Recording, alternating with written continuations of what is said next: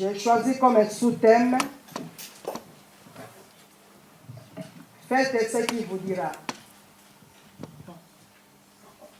Je crois que les lecteurs de ceux qui connaissent la parole de Dieu savent qui a prononcé cette parole. Marie.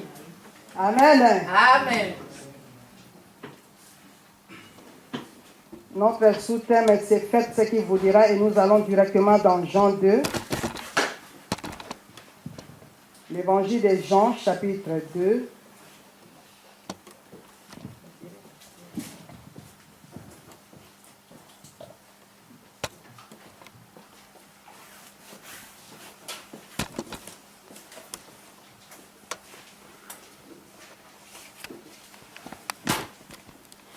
Les versets 1 à 5. Je lis au nom de Jésus. 3 jours après, il y eut des noces à Cana en Galilée. Amen. La mère de Jésus était là. Et Jésus fut aussi invité aux noces avec ses disciples. Le vin ayant manqué, la mère de Jésus lui dit, « Ils n'ont plus de vin. » Jésus lui répondit, « Femme, qu'y a-t-il entre moi et toi? Mon heure n'est pas encore venue. » Sa mère dit au serviteur, « Faites ce qu'il vous dira. » Parole de l'Éternel. Amen. Amen.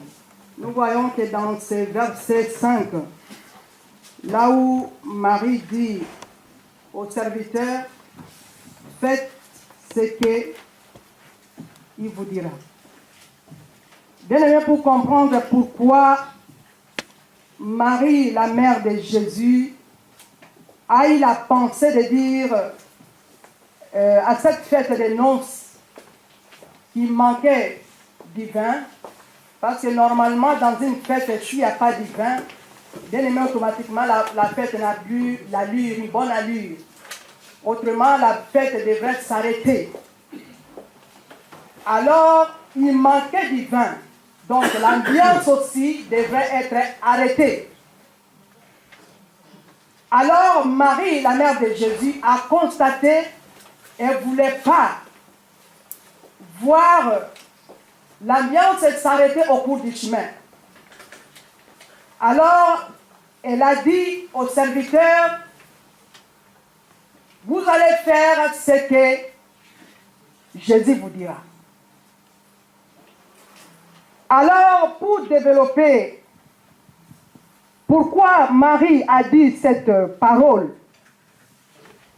nous allons comprendre dans l'évangile de Luc ce qui lui a poussé à parler avec assurance, avec foi, avec détermination, avec d'une façon impérative, parce que Marie savait quelque chose. Luc, l'évangile de Luc, chapitre 1.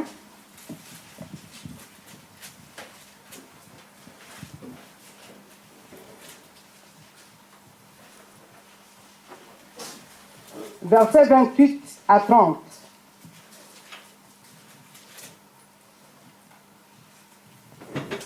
Je lis au nom de Jésus. Amen. Luc, chapitre 1, le verset 28 à 30 nous dit. L'ange entra chez elle et dit, « Je te salue, toi à qui une grâce a été faite. Le Seigneur est avec toi. » Troublée par cette parole, Marie se demandait ce que pouvait signifier une telle salutation. L'ange lui dit, « Ne crains point, Marie, car tu as trouvé grâce devant Dieu. Et voici... » Amen. Amen. Jusqu'à 30. Bien aimé, ce qui a poussé Marie à dire, faites ce qu'il vous dira tout d'abord, la salutation que Marie avait eue au travers de l'ange. La première des choses, l'ange est entré et a salué Marie, pardon. Elle a dit à Marie, tu as trouvé grâce. parmi les filles sous le soleil, mais toi, Marie, tu as trouvé grâce. Or, la grâce, bien-aimée, c'est quelque chose qui ne se force pas. Elle ne s'attendait pas. La Bible nous dit que Dieu a regardé du haut de son trône. Il a regardé la terre. Et il a trouvé Marie, il a choisi Marie. Et cette salutation a troublé Marie. Je te salue Marie, tu as trouvé grâce. Bien-aimé, devenir un enfant de Dieu, c'est une grâce. Être choisi parmi les milliers sous le soleil, c'est une grâce. Amen. Connaître Dieu, c'est une grâce. Être enseigné cet après-midi, c'est une grâce. Amen. Qui n'est pas donnée à tout le monde. Entendre les paroles de grâce, c'est une grâce. Alors, Marie avait trouvé grâce. La salutation seulement. Tu es béni. Et ne crains pas. Parce que tu as trouvé grâce. Cette grâce, tu n'as pas trouvé devant un homme. Mais tu as trouvé cette grâce devant ton Créateur. Amen. Bien aimé, nous avions trouvé grâce.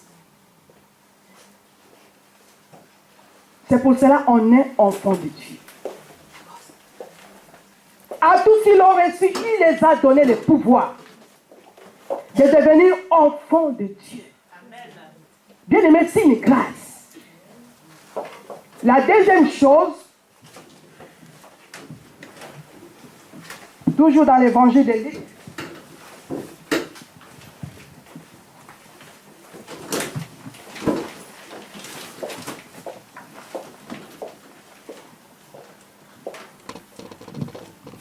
Marie savait comment l'enfant devait être conçu.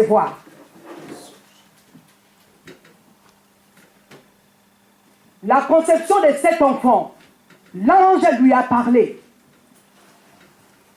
Nous lisons dans Luc 1, le verset 34 à 35.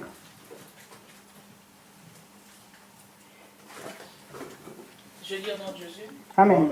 Luc chapitre 1, le verset 34 à 35 nous dit. Marie dit à l'ange, comment cela se fera-t-il, puisque je ne connais point d'homme? L'ange lui répondit, le Saint-Esprit viendra sur toi, et la puissance du Très-Haut te couvrira de son ombre. C'est pourquoi le Saint-Enfant qui naîtra de toi sera appelé Fils de Dieu. Parole de Dieu. Amen. Amen. Donc Marie connaissait de quelle manière et façon cet enfant devait être né ou conçu. Ça, c'est la deuxième chose. La troisième chose, pendant qu'elle est en train de continuer l'entretien avec l'ange, l'ange lui annonce encore une autre nouvelle. La nouvelle de sa cousine Élisabeth. Ça, c'est le troisième point. Toujours dans Luc, là où nous sommes, 36 à 37. Je lis au nom de Jésus. Amen. Luc chapitre 1, le verset... Retenons tous ces points bien-aimés dans le Seigneur. Luc chapitre 1, le verset 36 à 37 nous dit. Voici, Élisabeth, ta parente, a conçu, elle aussi, un fils en sa vieillesse, et celle qui était appelée stérile est dans son 6e mois. Car rien n'est impossible à Dieu. Parole de Dieu. Amen. Elle entend encore. Parce qu'elle savait que sa cousine avait des difficultés de concevoir. Et du coup, elle entend une bonne nouvelle.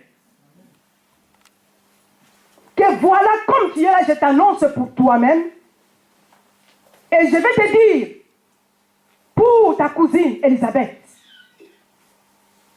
Cela veut dire que Marie ne connaissait pas qu'Élisabeth était déjà enceinte de 6 mois. Alors Marie court, va maintenant visiter Élisabeth. Et elle trouve des choses comme l'ange l'avait annoncé. Amen, le peuple de Dieu. Amen. Ça, c'est le 3e point. Le 4e point, la prophétie maintenant qui sort. La rencontre entre Marie et Élisabeth. Pendant qu'elle se rencontre, il y a une prophétie qui sort maintenant. Maintenant, l'enfant bouge. L'enfant est tressailli de joie. Élisabeth a commencé à prophétiser. Ma cousine Marie, tu es bénie. Maintenant, Marie, elle reçoit la certitude de ce que l'ange l'avait dit. Et en même temps, elle est allée vérifier ce que l'ange lui a dit à propos de sa cousine. Elle trouve maintenant des choses telles que l'ange l'avait dit. Bien aimé, notre Dieu dit des choses avec certitude. Notre Dieu, il ne tâtonne pas. Quand il donne une prophétie, il donne avec exactitude. Amen. Ce n'est pas des prophéties en bégayant. Comme on a rencontré un bien-aimé il y a une semaine. Moi je dis, papa, discernement, hein? Tâtonnement. Moi je dis, non, Dieu ne tâtonne pas. Avec précision et exactitude. Marie a trouvé des choses telles que l'ange avait annoncé. Et l'enfant a commencé maintenant à bouger dans le sein d'Élisabeth. Et a compris tout de suite que voilà, ma cousine, tu es bénie. Et en même temps, elle a su que sa cousine Marie était enceinte de quelques jours. Amen. Bien aimé, on peut se croiser. Si on se croise, des enfants de Dieu qui ont les mêmes pensées, qui ont les mêmes esprits bien aimés, il y a un courant positif qui passe. Mais très souvent, on aime croiser ou aller, même si on sent que le Saint-Esprit te dit que non, ça ne passe pas. Ce n'est pas la personne avec qui tu peux te mettre ensemble. Mais très souvent, qu'est-ce qu'on fait? On est en train d'attrister le Saint-Esprit. Ici, c'est la joie qui était entre les deux cousines. Et très souvent, s'il n'y a pas le Saint-Esprit au milieu des gens, c'est la tristesse. Amen. Amen. Parce que le Saint-Esprit de Dieu, c'est l'esprit de joie. On se rencontre deux personnes, on parle la parole de vie. Non la parole de mort. Mais c'est le contraire aujourd'hui. Pour ces derniers temps qui courent vers la fin. Les gens n'aiment plus parler de la vie. Les gens n'aiment plus communiquer la vie. Or, si on communique la vie, on communique une parole positive, on est en train de donner la vie. Amen. Même si cette personne était dans une situation chaotique et bien-aimée, si tu lui parles, tu lui communiques la vie, bien-aimé, peut-être elle serait guérie dans sa situation. Amen. 5e point.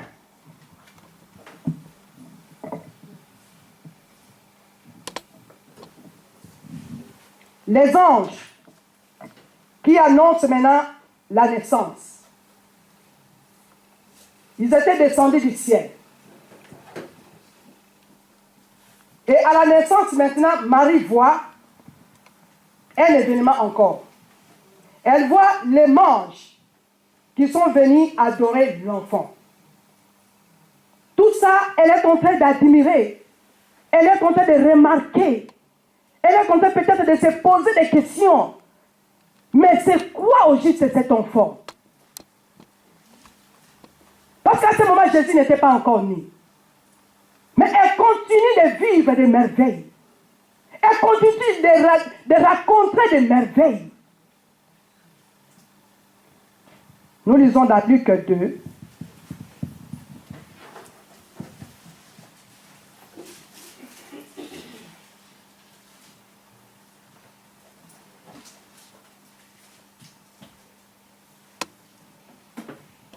« 8 à 19, mais c'est un peu long. Nous prenons le verset 12, le verset 13, 12, 13, et 15 à 18.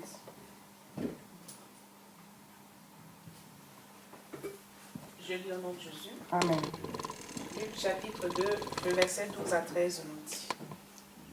Et voici à quel signe vous le reconnaîtrez. Vous trouverez un enfant emmailloté et couché dans une crèche. Et soudain, il se rejoignit à l'ange une multitude de l'armée céleste, louant Dieu et disant. Versets 15 à 18. Lorsque les anges eurent quitté pour retourner au ciel, les bergers se disent les uns aux autres. Allons jusqu'à Bethléem et voyons ce qui est arrivé, ce que le Seigneur nous a fait connaître. Ils y allèrent en hâte et ils trouvèrent Marie et Joseph et le petit enfant couché dans la crèche. Après l'avoir vu, ils racontèrent ce qui leur avait été dit au sujet de ce petit enfant. Tous ceux qui les entendirent furent dans l'étonnement de ce que leur disaient les bergers. Parole de Dieu. Amen. Amen. Marie et Joseph sont là avec l'enfant. Il y a maintenant les anges qui ont annoncé aux bergers. Et les bergers se sont décidés, allons vite. Courons vite et allons vérifier. Ils sont arrivés et ils ont trouvé des choses comme l'ange les avait dit. Bien aimé, Marie était toujours dans l'étonnement. La Bible nous dit qu'elle s'étonnait toujours.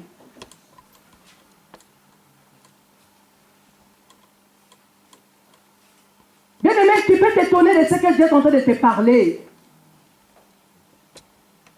De ce que Dieu est en train de te dire. Des fois, tu ne peux pas le comprendre maintenant. Mais lorsque nous allons demeurer dans le Seigneur, nous allons exactement comprendre quelle est la volonté de Dieu dans notre vie. Quelle est la pensée de Dieu. Il y a des choses peut-être qui t'ont été révélées il y a longtemps.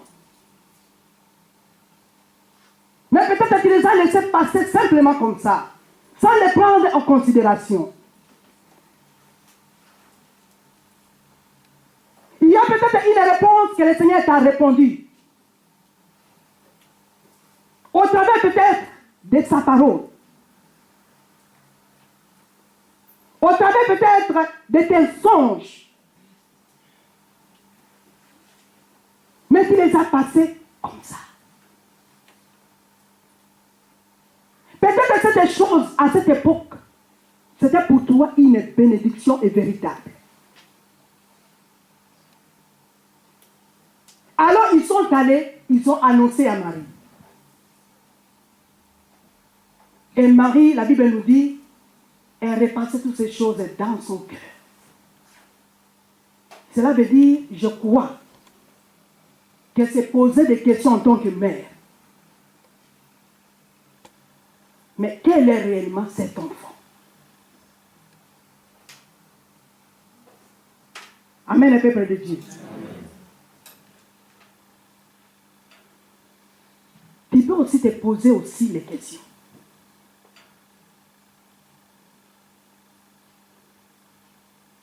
Pourquoi je ne comprends pas le sens des fois, Père, que tu me parles? Je veux à ce que tu sois direct. Pour que je comprenne réellement que c'est toi.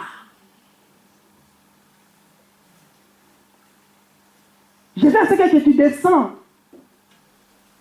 avec des torches pour que je comprenne vraiment que c'est toi. Bien-aimé, Dieu nous parle. Il nous parle au travers de sa parole. Et quand nous saisissons l'opportunité de la parole de Dieu, c'est une délivrance pour nos vies. C'est une bénédiction pour notre vie. Et là, c'était le 5e point. Le 6e point maintenant, au moment de la présentation de l'enfant au temple. Luc 2, les versets 25 à 33.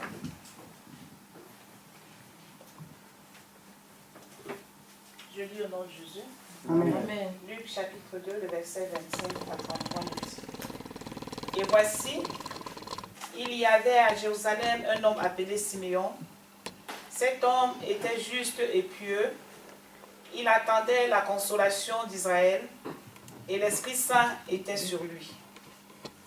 Il avait été divinement averti par le Saint-Esprit qu'il ne mourrait point avant d'avoir vu le Christ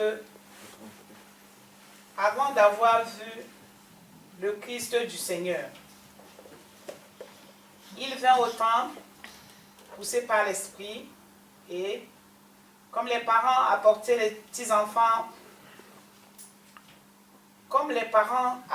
le petit enfant Jésus pour accomplir à son égard ce que ordonnait la loi, il le reçut dans ses bras, bénit Dieu et dit: Maintenant, Seigneur, tu laisses ton serviteur s'en aller en paix selon ta parole. Car mes yeux ont vu ton salut. Salut que tu as préparé devant tous les peuples. Lumière pour éclairer les nations et gloire d'Israël ton peuple. Son père et sa mère étaient dans l'admiration des choses qu'on disait de lui. Parole de l'Éternel. Amen. Son père et sa mère étaient en admiration des paroles qu'on disait de leur enfant. Dis, mais qui est vraiment cet enfant? Partout où on passe. Nous allons aller un peu plus vite pour vraiment rentrer dans la base de notre pensée de ce soir. À l'âge de 12 ans, le 7e point, Jésus s'est mis maintenant devant le docteur de la loi. Dans les versets 51 à 52. Je lis au nom de Jésus. Jean chapitre 2, le verset 51 à 52 nous dit. Puis il descendit avec eux pour aller à Nazareth, et il leur était soumis. Sa mère gardait toutes ces choses dans son cœur. Et Jésus croissait en sagesse, en stature et en grâce devant Dieu et devant les hommes. Parole de Dieu. Amen. Ici, nous voyons Jésus maintenant à l'âge de 12 ans qui parle avec le docteur de la loi. Et la Bible nous dit ici, même leurs parents ne se rendaient pas compte qu'ils avaient oublié l'enfant. 3 jours après, ils se sont rendus compte que Jésus n'était pas avec eux. Et ils sont allés, ils sont revenus à l'endroit, ils ont trouvé Jésus. Et maintenant, ils posent la question à l'enfant, l'enfant leur répond. Dans les versets maintenant, 52.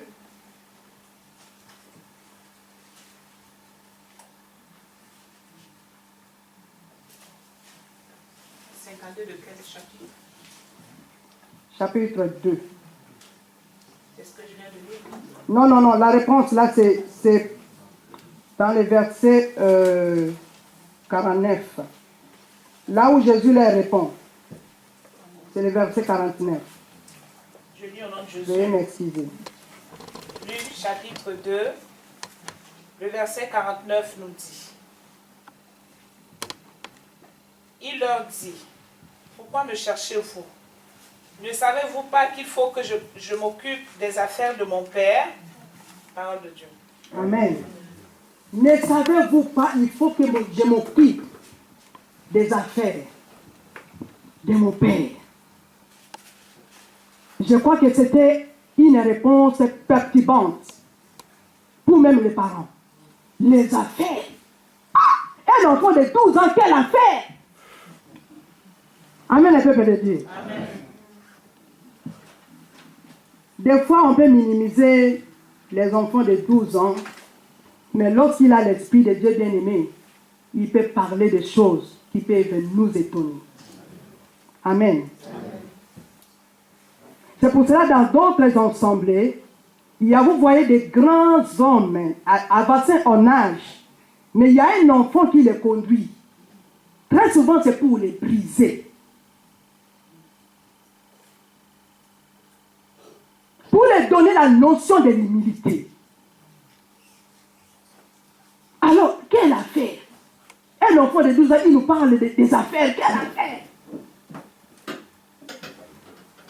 Est-ce que les affaires de son papa qui était charpentier? Quelle affaire? Mais Marie, toutes ces choses, elle recevait dans son cœur. Alors, elle a analysé. Elle a eu la foi. Des années et des années, jusqu'à 30 ans de Jésus.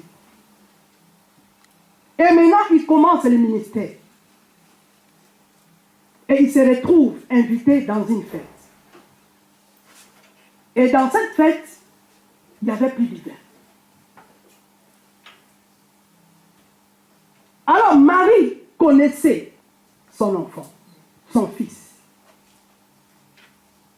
Et là, nous voyons que Jésus a répondu à sa mère, ni a dit au nom de mère, ni ma maman, mais Jésus a dit femme. Femme, qu'y a-t-il entre vous et moi? Mon heure n'est pas encore arrivée. Pourquoi il n'a pas dit maman? Bien aimé, la première femme est sortie du côte de Adam. Amen. Et deuxième femme, comme Jésus savait, aussi sa mère concerne aussi les salis. Et il a parlé femme. Cette femme est sortie au Golgotha. Amen. Nous sommes cette femme qui est sortie au Golgotha.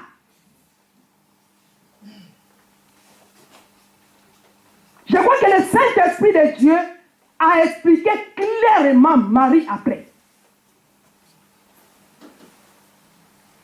Femme, qu'est-ce qu'il y a entre vous et moi? Bien aimé, le Saint-Esprit, quand elle est là, on ne peut pas attendre seulement qu'on soit évangéliste. On ne peut pas attendre seulement qu'on soit pasteur, qu'on soit docteur ou enseignant. Il a dit, voici les miracles qui accompagneront ceux qui auront cru en mon nom. Amen. Ceux qui auront cru en mon nom. Il y a les autres qui se dégagent parce qu'il n'est pas pasteur, parce qu'il n'est pas évangéliste, de s'engager, de se consacrer dans l'œuvre du Seigneur. Bien aimé, là, Marie a marqué son influence. Parce que s'il n'avait pas osé, la fête devrait prendre fin. La tristesse devrait maintenant couvrir le lieu. Parce que nous voyons avec le vin, il y a la joie. On oublie des fois des problèmes. Bien aimé, quand le Saint-Esprit est là, on oublie les problèmes.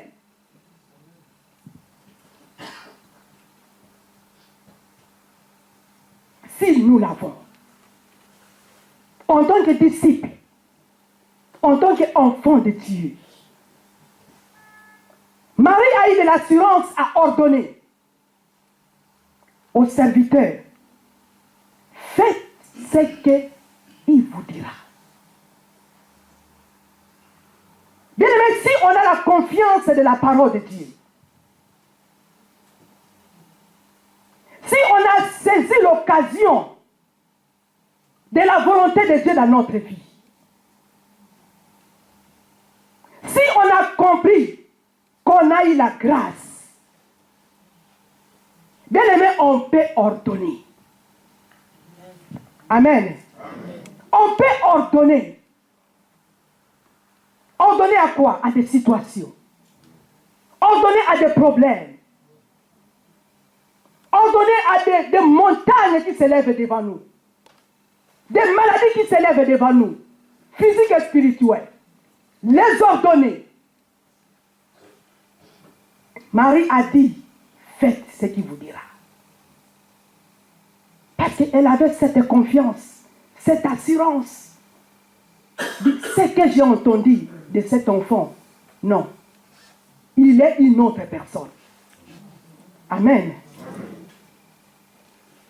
Les familles peuvent entendre de loin qu'elle est devenue un enfant de Dieu. Il est devenu un enfant de Dieu. Et ils savent qui est Jésus de Nazareth que tu as ici. Et il attend de toi que tu vas ordonner. Des problèmes familiaux. Il attend que toi, tu vas ordonner. Tu vas remettre l'ambiance. Les familles déchirées par des problèmes. Parce qu'ils savent que toi, tu as l'Esprit de Dieu. Et que tu arriveras à réconcilier les familles. Amen. Tous ces points a poussé Marie maintenant à dire aux serviteurs, tout ce qu'il va vous dire, faites-le. Amen. Amen.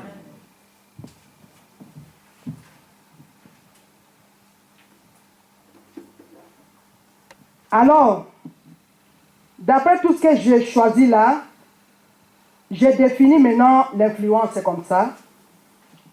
D'après le reçu de Marie, je l'ai défini ainsi. L'influence de la femme dans l'Église, c'est chaque effort. Chaque effort. Chaque effort fourni. Chaque détermination d'un chacun de nous.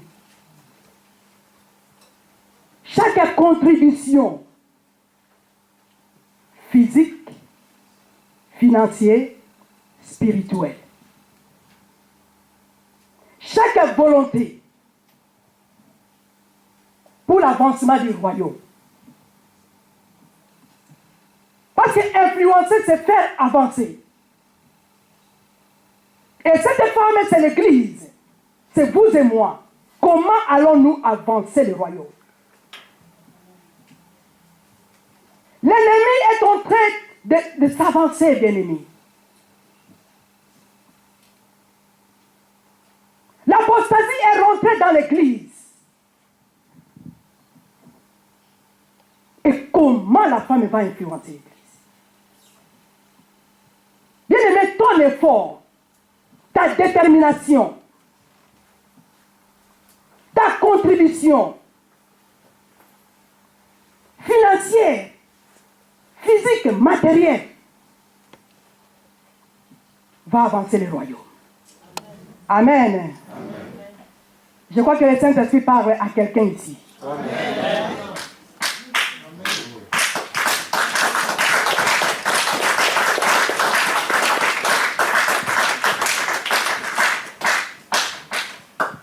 Alors, bien-aimés, pour finir, si nous allons vraiment influencer l'Église, nous allons trouver tout d'abord la grâce devant Dieu. Marie avait trouvé cette grâce. Et devant les hommes. Nous allons influencer l'Église par l'humilité. Et non l'orgueil. Parce que si on est des orgueilleux bien-aimés, on ne peut pas avancer le royaume.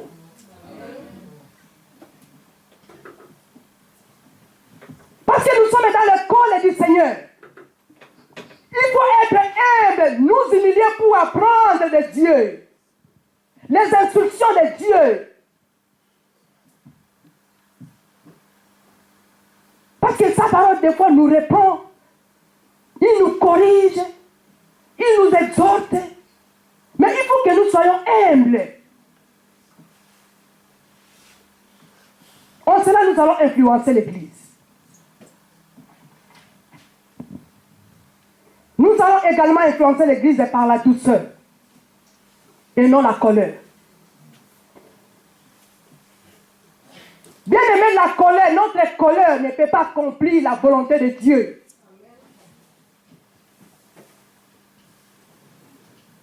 Si on est là moins d'erreur, on se met en colère, c'est fini l'Église, je m'en vais. Bien aimé, on ne va pas avancer le royaume. C'est dans la douceur et non la colère. Nous allons influencer l'Église par l'obéissance et non la désobéissance. Bien aimé, la désobéissance attire la colère de Dieu et la malédiction. Deutéronome 28 nous le dit. Si nous allons obéir, voici. Et si nous allons désobéir, voici. Amen. Nous allons influencer l'Église par l'accomplissement de nos vœux. Le vœu que nous avions fait à Dieu. Nous avons dit, Seigneur, je te suivrai jusqu'à ma mort.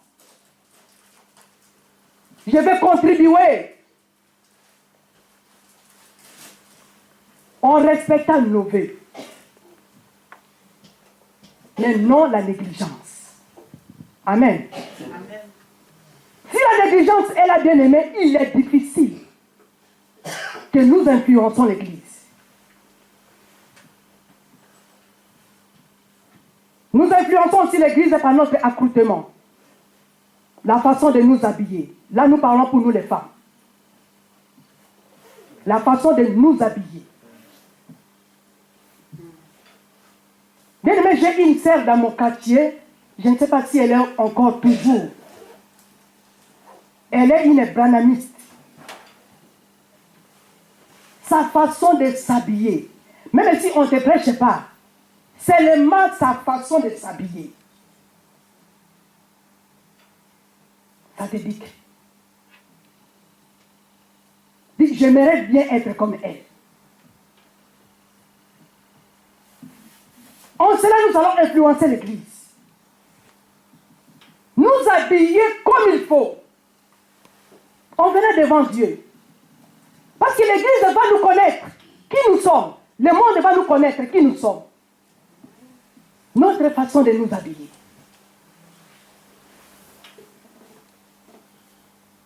Est-ce que nous allons nous habiller comme le monde? Non. C'est ça l'influence. Par l'amour et non la haine.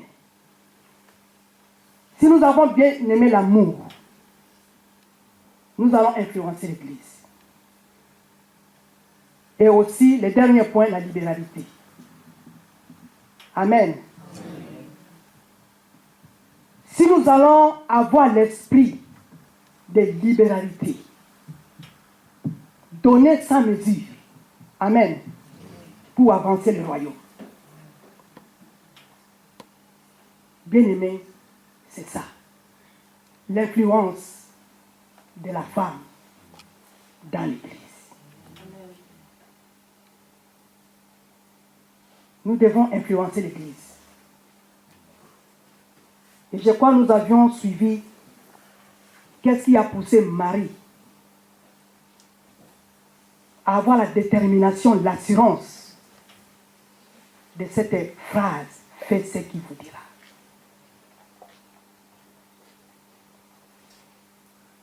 Bien-aimé, le Seigneur nous aime. Amen.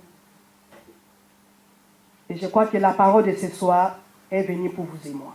Amen.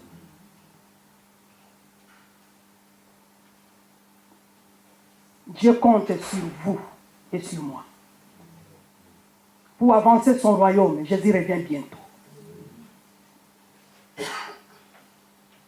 Que le Seigneur bénisse sa parole. Amen.